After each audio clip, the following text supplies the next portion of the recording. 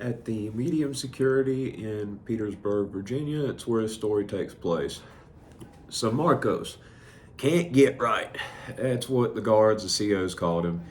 So when he got there, he was placed in the kitchen. He was very skinny, looked like he hadn't eaten in forever, and he didn't have any money from any family coming in. So when he worked in the kitchen where people put their trays through the hole to the dish room, he would stand up there. His job was to wipe off tables at the end. People be putting their trays in with their half-eaten trays, well, mostly eaten trays, and anything that was left on a tray, he'd snatch it at the window and he'd eat it. He'd eat people's leftovers with the same spoon they were using. He didn't have the sense to know better. He was pitiful. He was poor.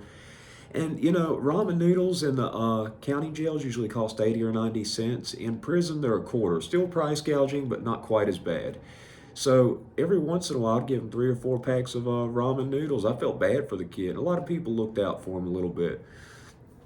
Well, when people walk out of the kitchen to steal stuff, you strap stuff to your body. The fat people strap it so it looks like a fat roll. It feels like a fat roll whenever somebody pats them down. And you try to blend in because if you get caught, they take it, you get in trouble, you lose the money you put into it. They can give you a shot for it. You can get an institutional shot for it. So Marcos would just take you have a khaki button-up shirt, and he'd just stuff stuff down in it. So he'd have lumps sticking out of him. When it came time for him to get pat down, they'd just go, and they'd laugh. They said, "Go on, can't get right." The guards felt bad for they let him get by with some stuff like that. They should. He wasn't a bad guy. But anyway, Marcos hadn't been there that long. He gets this, a lot of times it's Mexicans with Mexicans, whites, whites, blacks with blacks. That's how it goes in prison. It's a lot of segregation. I got along with the amigos. So I ran a lot with the paisas. Number 2 for them. That was my celly for a good part of the time I was there. So with the Sereno while I was in the RDAP drug program. Well, he got put in with this Mexican guy that got there that was in his 40s. He wasn't a big guy, but he was much bigger than Marcos. Marcos was short. I mean, he wasn't but about 5 foot at that. 5 foot, 5'2", and he gained some weight. Eating all that food in the kitchen on scraps. But he wasn't a big muscular guy, and even if he did, he doesn't know how to defend himself. He looked like Vote for Pedro off Napoleon Dynamite. He had that expression.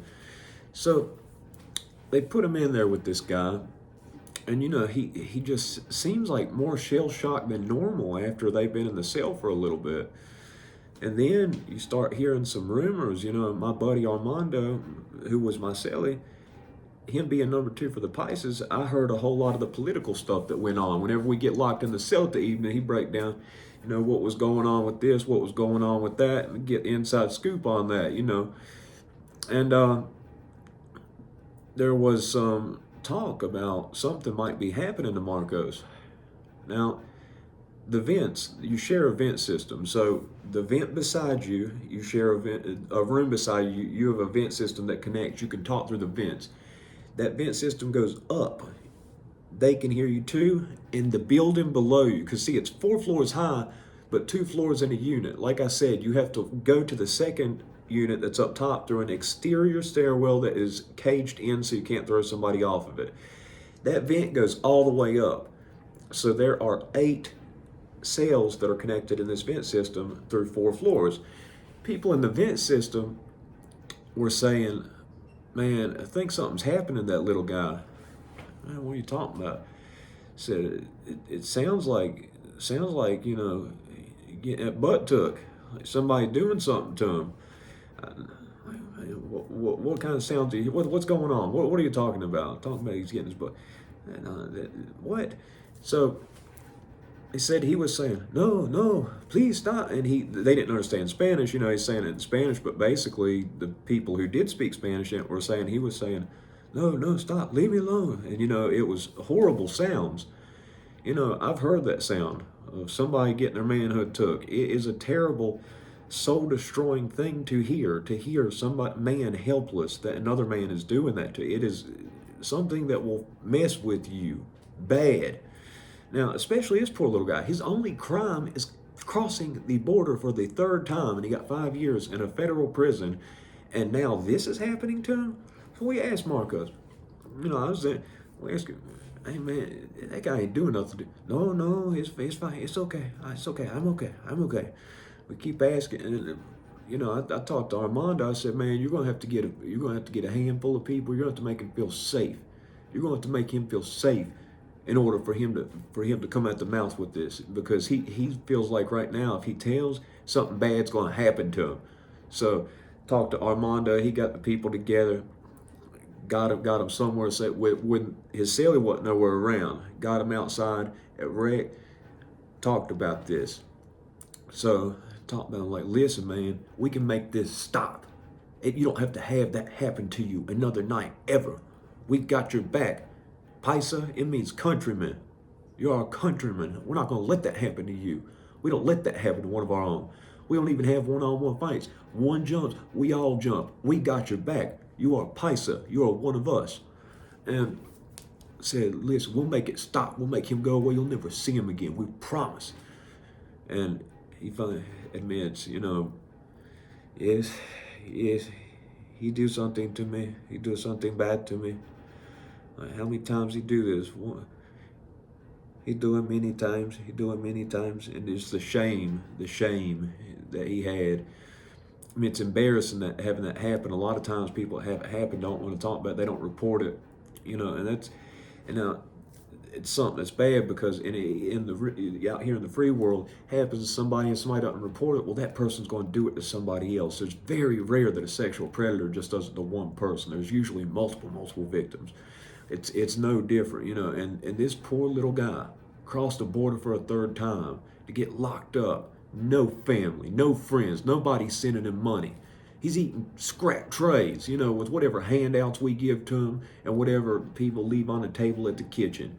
And he comes there to have some bully in a cell wait till lockdown, wait till lights out, and then take advantage of him, overpower him, hold him down, do what they want to him. I mean, this is some vicious, awful stuff that you just don't want to comprehend. You don't want to believe this is happening, especially someone I've said before, talking in videos, about, sexual assault in there, and there's a lot of gay people in there. At the medium, it was a lot more than the low. At the low, there were a few that were open, and then probably about a third was undercover. It was happening, but they think if they're the giver, then there ain't nothing gay about it. Well, it's funny because they do gay bash, and they do all kinds of gay bash and all this. Gay people out there, respect for you, love for you. My mom's beautician, the guy who cuts her hair, Dakota, solid guy. Jamie, he runs a club out here, cool dude. So no hate towards the gay people. Live your life, do you. Life's too short to do anything but you. Anyway, just want to make that clear. No bashing, so nobody jump on me, don't cancel me or anything like that.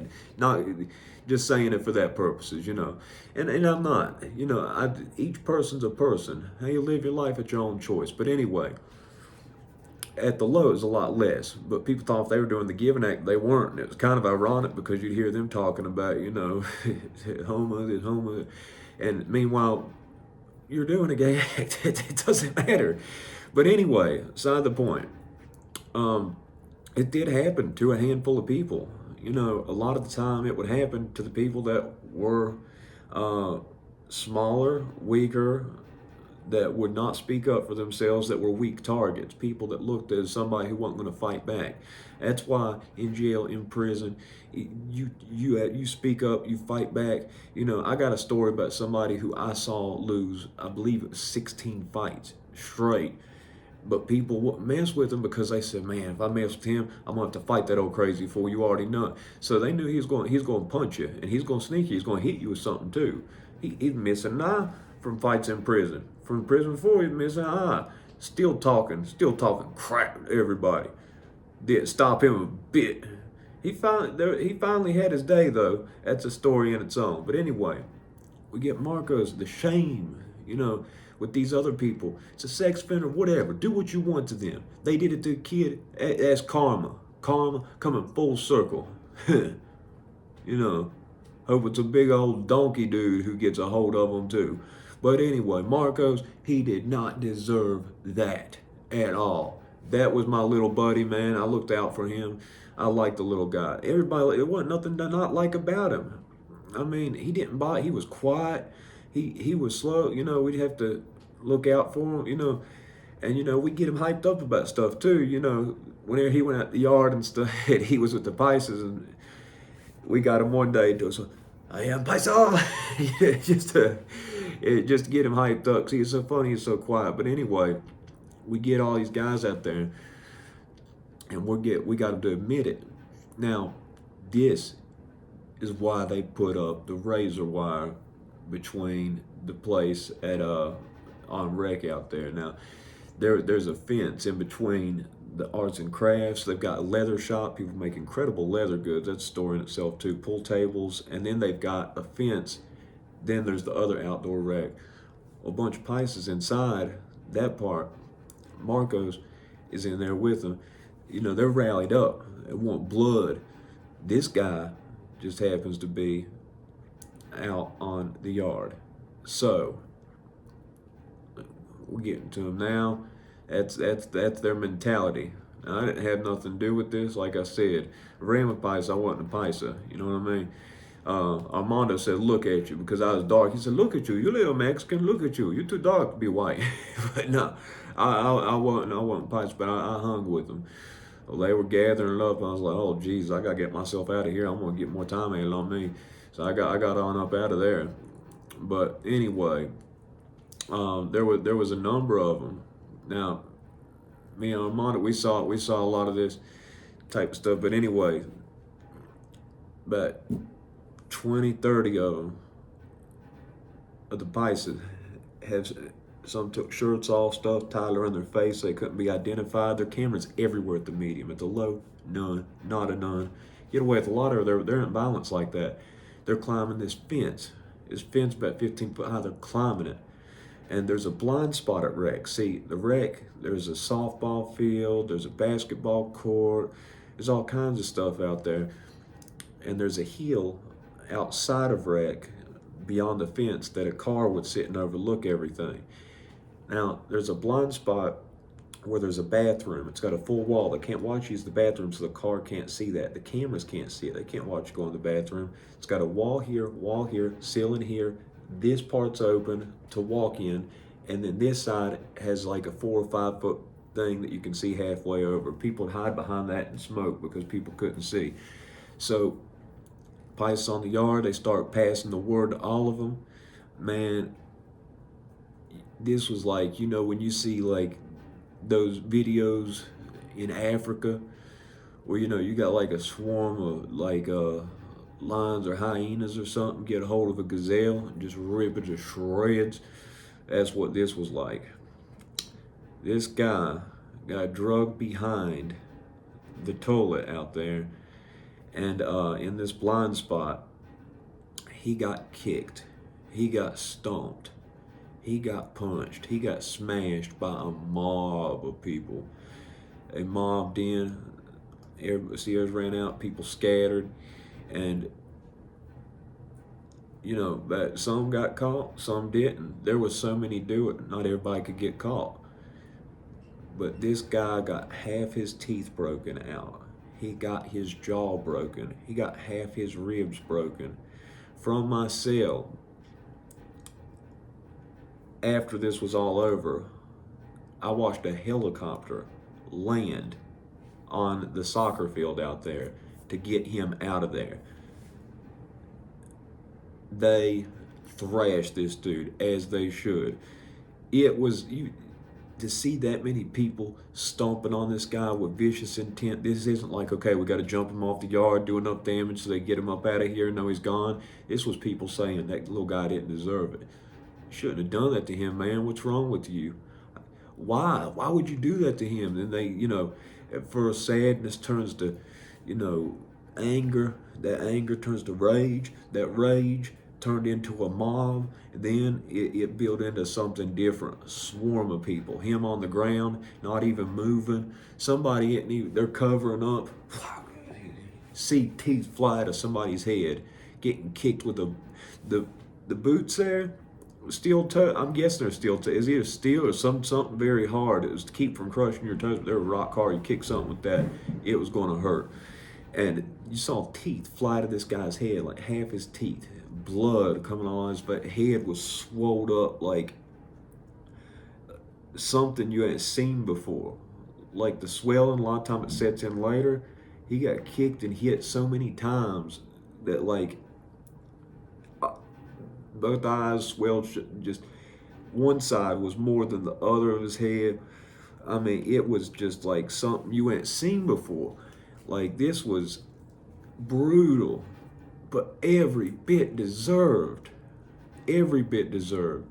Now, like I said, what you think about, border policies and all that, whatever, and anything else like that. I think there should be certain, don't think it should just be a free open border. I'm not saying that, but I'm saying punishment for this mentally handicapped guy who's slow that just crossed the border for the third time to get sexually assaulted night after night for a while. We don't know how long it went on. They were in there. They were in that cell for gotta be a couple months. I mean, how many nights was this happening every night? And I mean, this poor little boy. I mean, he was in his 20s. He was 20. He was a kid. I mean, to get assaulted that brutally night after night. But they got him. They got him. They got revenge for Marcos. And after that, he held his head a little bit high, had a little bit more trust, faith. People tried to, instead of just looking at him like, oh, that's the guy something happened to. Nah, not Paisa. With other people, other groups, that might be the thing. But this guy was like embraced. They invited him. They had little things where they make food. Everybody pitch in and make a meal, different rice, different this, whatever. Have it out on the yard. He'd get invited to that. He didn't have to throw in nothing. They knew he didn't have any money. He'd get included in these things. He got put in a part of everything. We all looked out for him. I looked out for him a little extra after that because, man, can't imagine. And you shouldn't be shamed. You shouldn't have to. There wasn't anything he could control. He wasn't right enough in the head, and he wasn't physically built enough to do anything about it. Some people out there are awful.